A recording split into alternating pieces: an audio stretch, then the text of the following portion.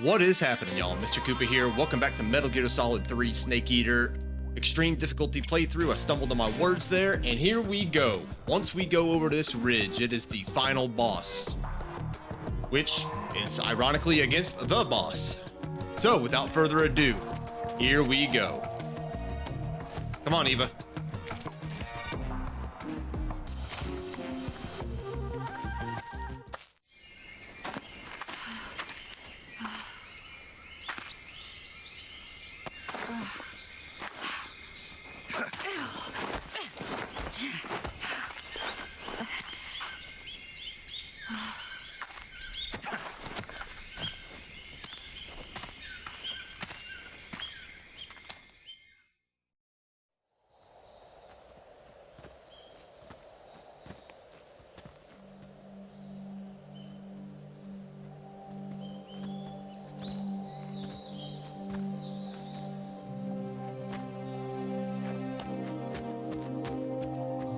Come on, Snake.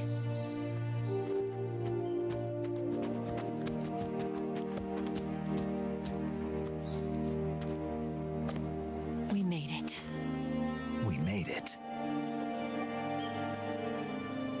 Over there.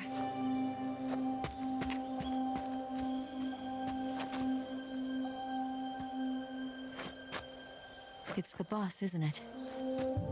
I'll go get the wig ready to take off. Right. I'll leave you two alone. But come back in one piece, okay?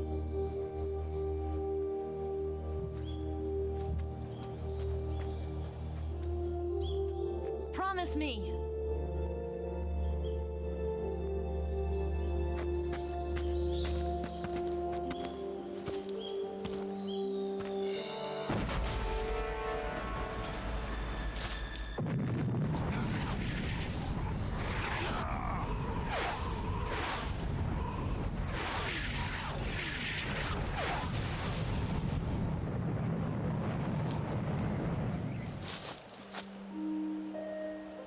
Life's end.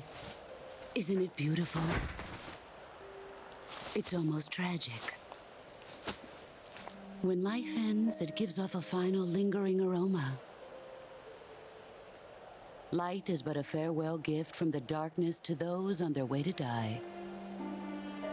I've been waiting, Snake, for a long time. Waiting for your birth, your growth, and the finality of today. Boss. Why are you doing this? Why? To make the world one again. The world used to be whole. But with the end of the Second World War, the philosophers began to fight amongst themselves, and the world was torn apart. The Cobras, my comrades who trained and fought alongside me, were torn apart as well. The foibles of politics and the march of time can turn friends into enemies just as easily as the wind changes. Ridiculous, isn't it? Yesterday's ally becomes today's opposition. And this Cold War? Think back. When I was leading the Cobras, America and Russia were fighting together. Now, consider whether America and Russia will still be enemies in the 21st century. Somehow I doubt it. Enemies change along with the times, the flow of the ages, and we soldiers are forced to play along. I didn't raise you and shape you into the man you are today just so we could face each other in battle. A soldier's skills aren't meant to be used to hurt friends. So then what is an enemy? Is there such a thing as an absolute timeless enemy? There is no such thing, and never has been. And the reason is that our enemies are human beings like us. They can only be our enemies in relative terms. The world must be made whole again. The philosophers must be reunited. I will devote my skills to that purpose. And with the Colonel's money, I will achieve that end. just as I once created the Cobras. They are my family. I may no longer be able to bear children, but I still have a family. It was November 1st, 1951. I was in the Nevada desert participating in atomic testing. The name Nevada is derived from Spanish, covered in snow, white as snow. And snow is exactly what I saw in that Nevada desert. It froze my blood white. Snake, you were an atomic test subject, weren't you? On Bikini Atoll. That's part of the reason I was drawn to you. You and I are alike. We're both slowly being eaten away by the karma of others. We'll never have the chance to die peacefully of old age. We have no tomorrow. But we can still have hope for the future. In 1960, I saw a vision of the ideal future from space. 3 years earlier, the Soviet Union had succeeded in launching Sputnik, the first man-made satellite in history, into orbit. This came as a huge shock to the United States. In response, America threw everything it had into its own manned spaceflight project, the Mercury program. Even as the Soviets seemed poised to send their first man into space, America was still experimenting with chimpanzees and rockets. The government wanted human data, so they secretly decided to send a human being into space. I was the one they chose. At the time, they didn't have the technology to block out cosmic rays, and whoever they sent up would inevitably be exposed to heavy radiation. That's why they chose me. After all, I'd already been irradiated once. Of course, you won't find any of this in the history books. I could see the planet as it appeared from space. That's when it finally hit me. Space exploration is nothing but another game in the power struggle between the US and the USSR. Politics, economics, the arms race, they're all just arenas for meaningless competition. I'm sure you can see that, but the Earth itself has no boundaries. No East, no West, no Cold War. And the irony of it is, the United States and the Soviet Union are spending billions on their space programs and the missile race, only to arrive at the same conclusion. In the 21st century, everyone will be able to see that we are all just inhabitants of a little celestial body called Earth. A world without communism or capitalism, that is the world I wanted to see. But reality continued to betray me. In 1961, I was sent to Cuba, to Bahia de Cochinos. It was part of a CIA-sponsored invasion under the guise of taking Cuban exiles back to their country. But the US government betrayed them. Our weak-kneed president held back their air support. Defenseless, the exiles were annihilated by the Cuban army. All I could do was watch in silence. I was set up by the very country I'd sacrificed so much for, by the very government I dedicated my life to defending. I was driven from the surface world, and I went underground. Then, 2 years ago, I faced the Sorrow, my old comrade in battle. He was my friend. But one of us had to die. I was left with no choice. The Sorrow gave his life for me. There is no enmity between us. One must live, and one must die. That was the mission. The ones who gave me that mission were the philosophers. Early in the 20th century, the true holders of power in the United States, the Republic of China, and the newly formed Soviet Union gathered together in a secret meeting that would later be known as the Wise Men's Committee. The secret pact they formed there marked the beginning of the philosophers. But the last of the original members died in the 1930s. After that, the organization began to run out of control, and the Wise Men's Committee degenerated into a mere shell of its former self. The philosophers of today have no sense of good or evil. Their influence extends to countries and organizations involved in every aspect of every war. They have become war itself. That's how they operate. The sacrifices of war cause a shift in the times. This shift leads to renewed conflict and in turn triggers the next war. Like a nuclear chain reaction, each conflict sparks countless others, forming an endless spiral that will continue on for eternity. Do you understand what I'm saying, Snake? By consuming me and you, the philosophers intend to keep that cycle going forever. It was my father who explained all of this to me. He was one of them. You see, I am the last remaining child of the philosophers.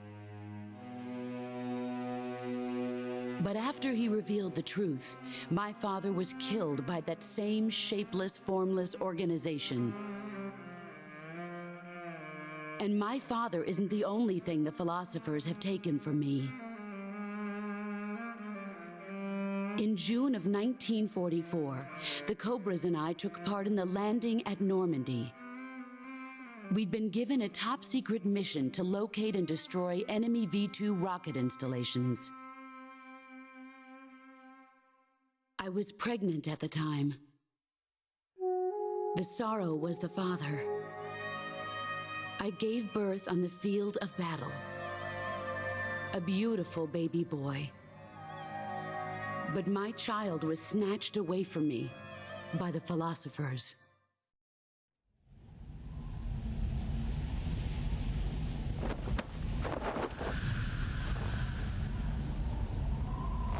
Look at this scar.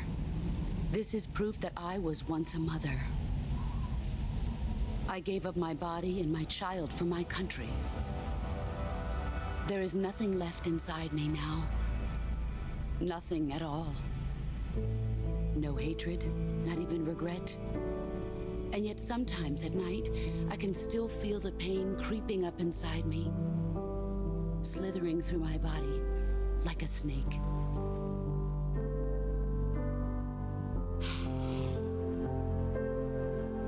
I've never talked this much about myself before. Thanks. Thanks for listening to me.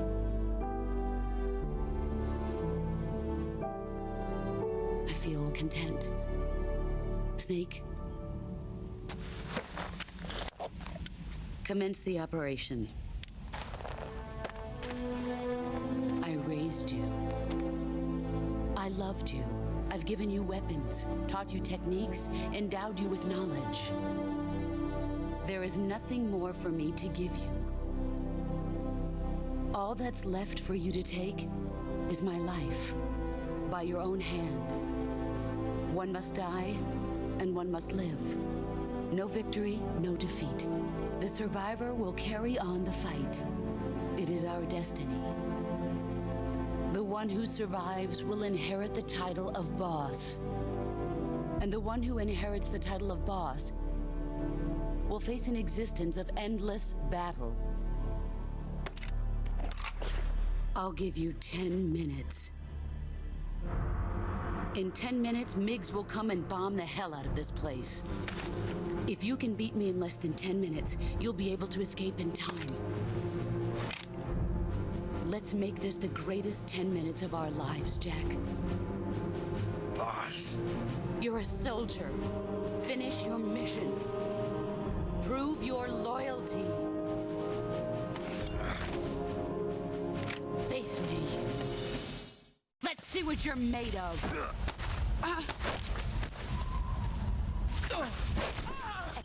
Okay, now that she's down for a second, face paint off. Let's clean up our inventory. We just need our Mark 22 and none of this other bonus stuff.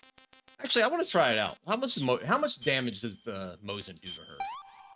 And one more meal for the road. Never tried this before. I think it's the same as the Mark 22. Let's see what you're made of.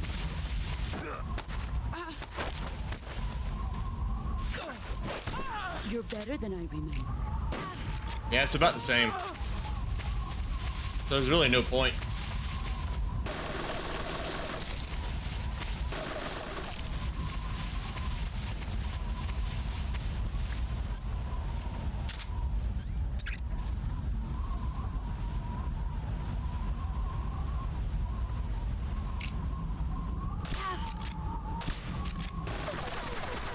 Get down.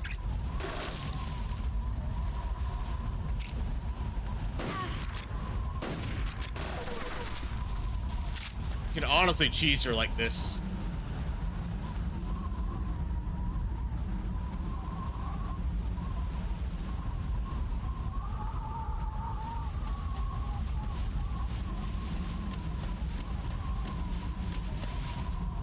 Where are you hiding? I found you.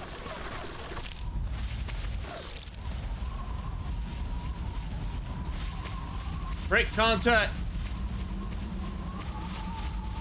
Where are you hiding?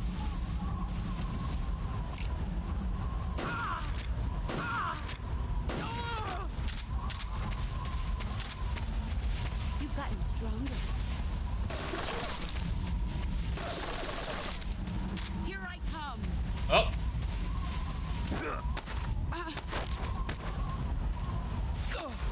Know your place, trash.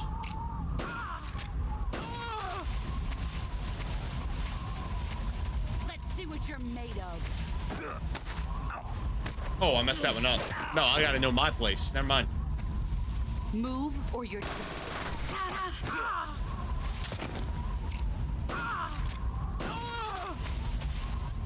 Just in case the next one kills me.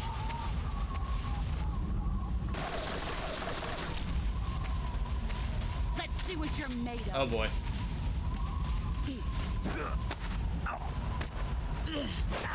I was pretty sure I actually dodged that. Run quick.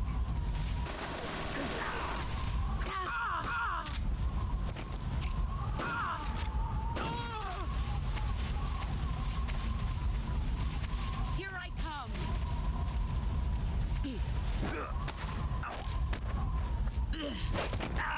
Apparently not. The counter gets harder as she gets lower, I swear. But I got her. She's done. And we get the snake camo. And now we get to cry.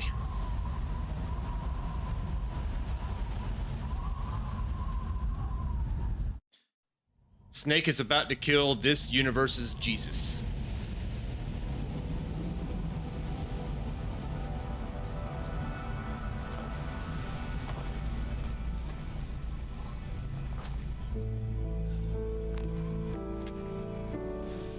Take this. Keep it safe.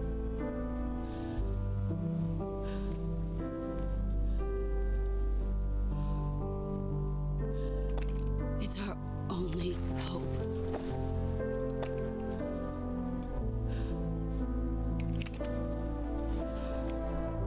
A patriot? Why are you giving me this? Jack. Or should I say, Snake? You're a wonderful man. Kill me. Kill me now. Do it.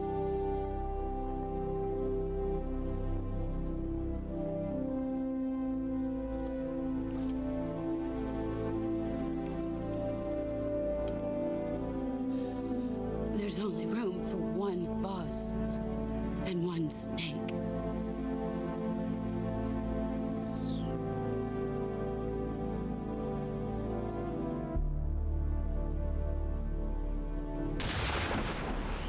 I hate that they make you pull the trigger.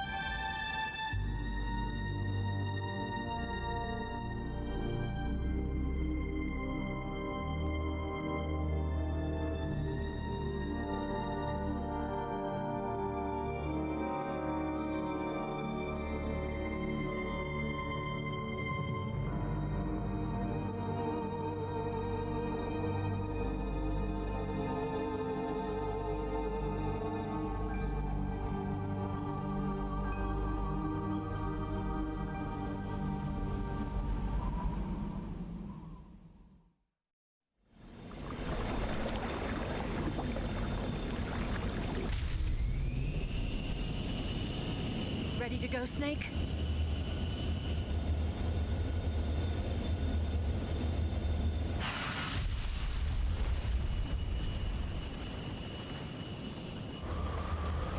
Are you okay? Snake? Yeah.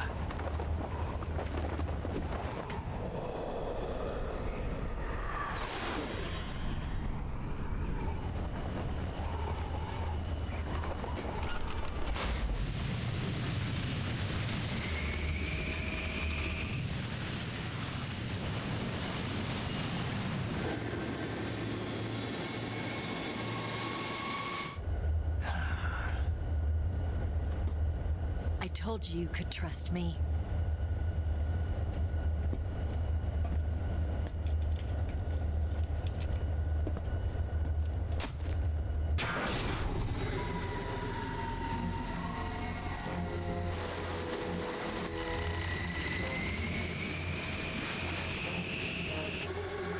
Snake! Ocelot! We're not done yet.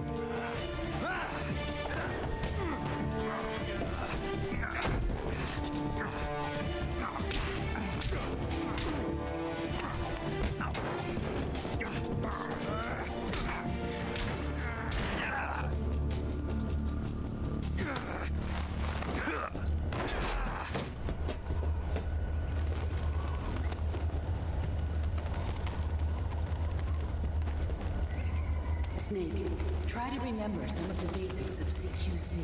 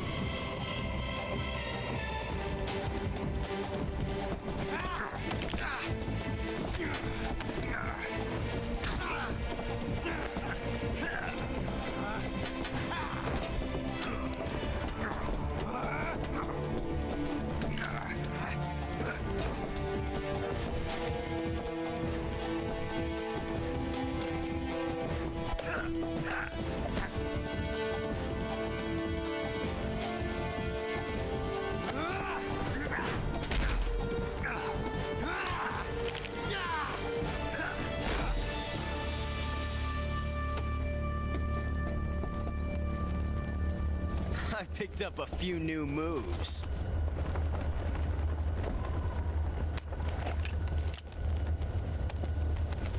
Huh. It doesn't feel right to shoot an unarmed man. But I'll get over it. Eva!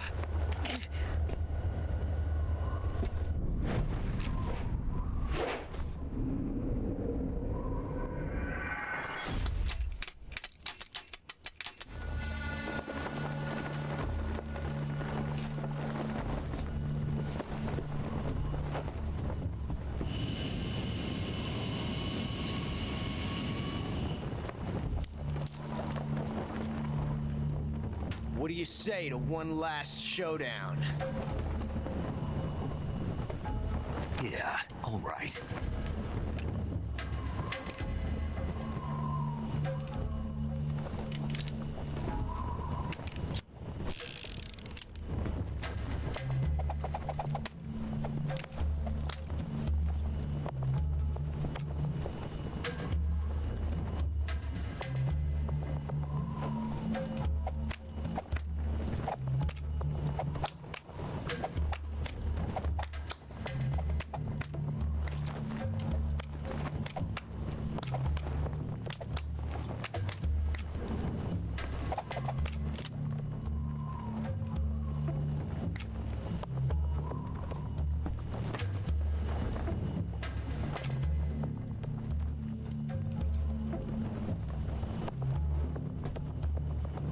What's your name? Snake. No, not that name. You're not a snake, and I'm not an Ocelot. We're men with names. My name is Adamska. What's yours? John. Very well, John. Plain name, but I won't forget it.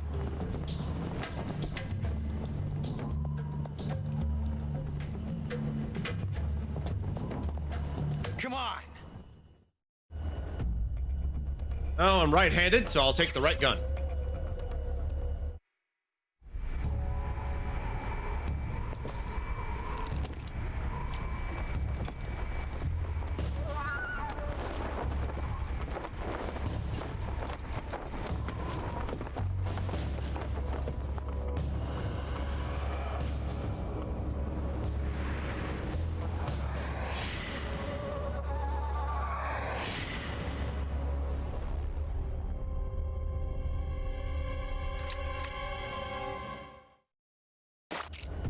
Pretty sure the right gun is always the correct one, so I am not gonna pull the trigger to get the whole, oh, Snake just didn't shoot him ending. I'll pull it once. Oh, I was wrong. Righties lose.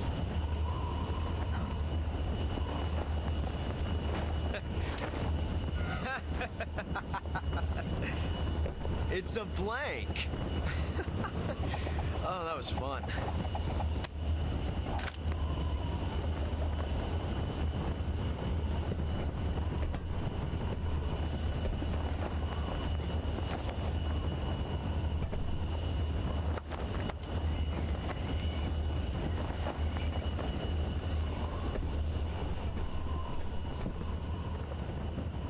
Till we meet again, John.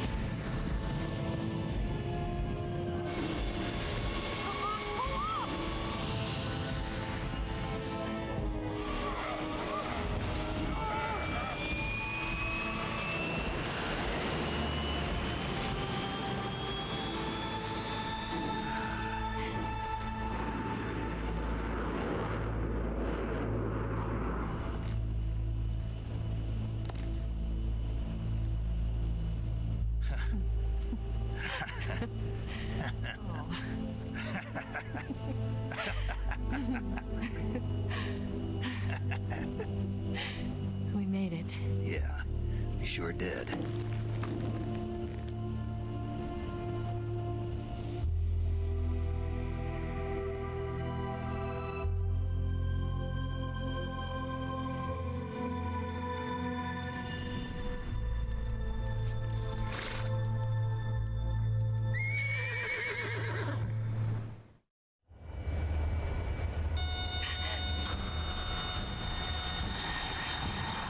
Oh no, MiGs!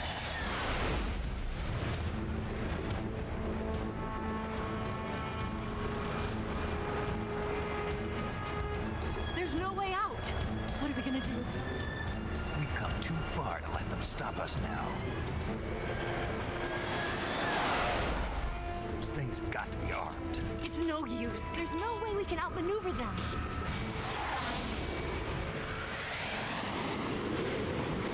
They're gonna shoot us down. We were so close. Weapon systems on. Locked on target. I got towed. You were great, Eva. Huh? Thanks.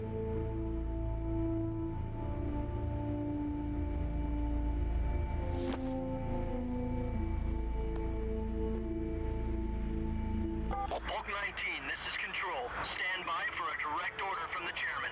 Ep.19, return to base immediately. Do you read me? This is a direct order from Comrade Khrushchev. Return to base immediately. Ep.19, do you copy? Understood. Aborting mission. RTB. Look! The MiGs, they're turning back! Woo!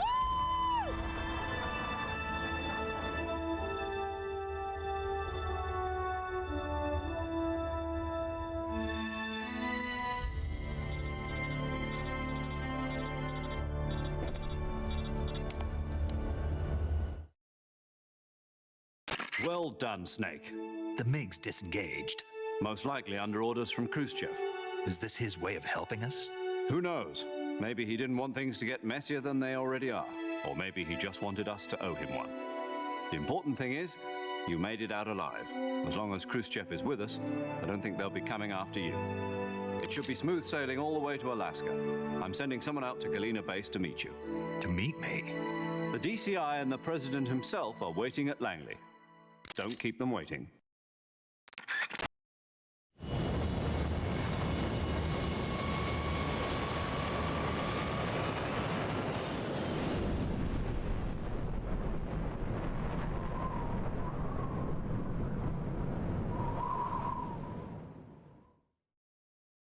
All right, friends, and we're going to go ahead and end off there since the ending cutscene is very, very long. We're going to save that for last. But the game, as it stands, is over.